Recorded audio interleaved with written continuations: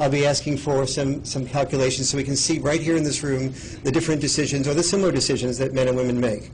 So I'm going to ask you to stand up if you work in a field of technology or the hard sciences, such as pharmacology or the hard sciences or in computer sciences or engineering. So stand up if you work in one of those fields. Okay, we have maybe 7 men and no women in this room working in technology, the hard sciences. Each of these are decisions that men versus women make, and each time you stand up, those are one of the indicators of what leads to high pay. Second, stand up if you are working in a field that is hazardous for at least 2, or have worked in a field that is hazardous for at least 2 or more years of your life. Stand up. Okay, there are 2 men that have done that and 2 women. We're even on the hazardous pay. Very good. Stand up if you work in a field that exposed you to the wind, the rain, and the snow, what I call an exposure profession, for at least 2 years of your life. Stand up if you've done that. There are about 4, 6, 9 men and 2 women. Stand up if you work in a field in which you cannot psychologically check out at the end of the day. So, for example, a corporate attorney can't usually check out at the end of the day. A librarian usually can check out at the end of the day. Stand up if you work in a field in which you cannot check out at the end of the day. Okay, we have about 60% of the men and about 40% of the women, maybe moving up to 45% of the women. Okay, thank you. Stand up if you work in a field that is less fulfilling than a field in which you would choose to work in had you won the lottery.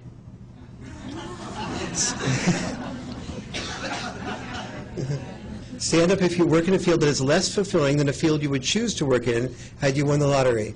That's about 80% of the men and about 15% of the women.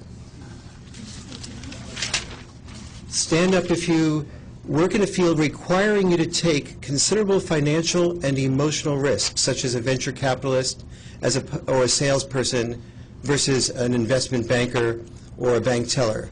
Stand up if you work in a field requiring you to take considerable financial and emotional risks.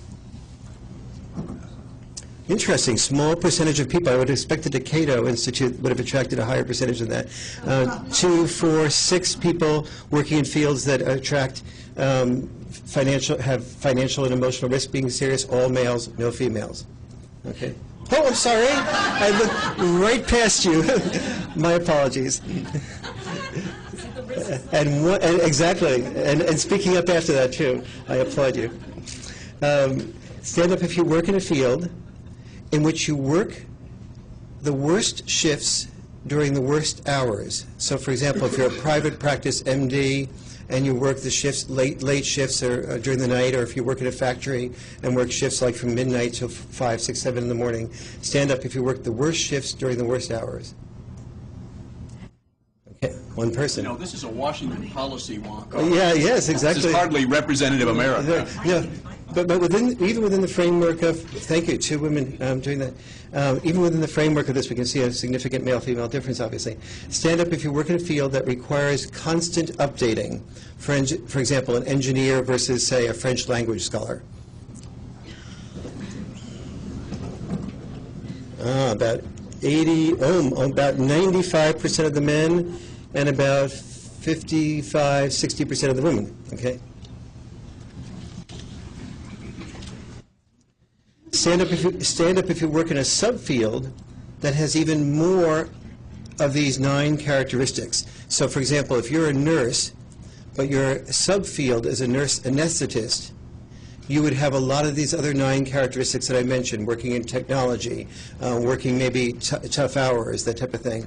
Or if you're a doctor, but you're a cardiac surgeon, you'd have a lot of those characteristics of working in technical fields, may not be fulfilling because you're working with death or dying, versus a psychiatrist working in a field that's more fulfilling comparatively. So stand up if your subfield increases some of the things I just talked about, like working even longer hours, working in more tougher risks or whatever. Stand up if your subfield increases the things I've just been talking about. Stand up. Only your subfield, like say you're a nurse anesthetist as opposed to just a nurse, or say you're a doctor but you're a cardiac surgeon would be your subfield. Okay. Okay, almost nobody fits in that category. Stand up if you work more than 40 hours a week. Stand up if you work more than 40 hours a week. Okay, here we have about 80% of the men and about 65, 70% of the women. Now stand up if you work more than 60 hours a week. 60 hours a week. We're down to about 9 men and 3 women as I count. Thank you. Stand up if you have more than 20 years experience in your current occupation. 20 years experience in your current occupation.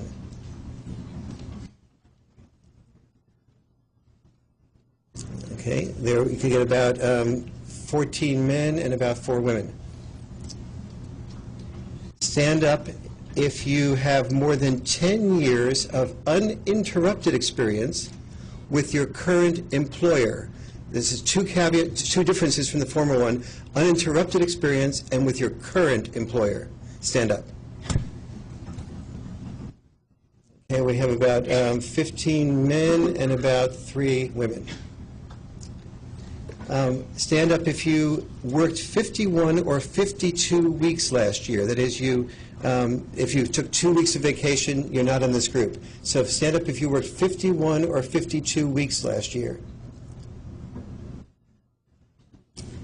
Okay, so this is sort of like stand up if you're crazy. Right, so we're about even on that issue there. Okay. Stand up if you were absent less than 2 days last year. Stand up if you were absent less than 2 days last year. It's about 8 men and 2 women. Okay. Stand up if you commute more than 25 miles round trip to work each day. If you commute more than 25 miles round trip, that's round trip commute, to work each day. 2, 4, 6, 8, 10, 11 men and 2, 4, 5 women. Okay. Stand up if you live in a city you do not wish to live in because you are needed there by your employer. Stand up if you live in a city you do not wish to live in because you are needed there by your employer. About 4 men and about 2 women. Stand up if you travel more than 5 days per month on your job. Stand up if you travel more than 5 days per month on your job. No, we only have 2 insane people in this room, except for me, 3. Stand up if you are a VP or above, working in a bottom line position, contributing directly to your company's profits and losses. For example, sales, marketing, investing, financial management. I'll repeat that. Stand up if you are a VP or above, vice president or above, working in a bottom line position, contributing directly to your company's profits and losses, sales, marketing, investing, financial management. Stand up. It's Washington. You could just say stand up if you work in a company. A company, right. Yes, one, very good. Touche. Very good.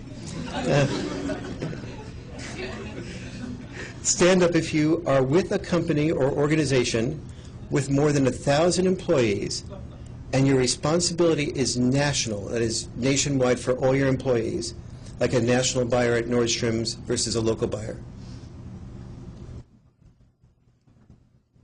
Okay, we have 2 women and 2 men. Wait, is it 3 men and 2 women? Okay.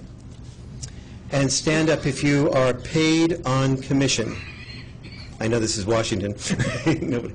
1 person who's a woman and 1 who's a man. Okay.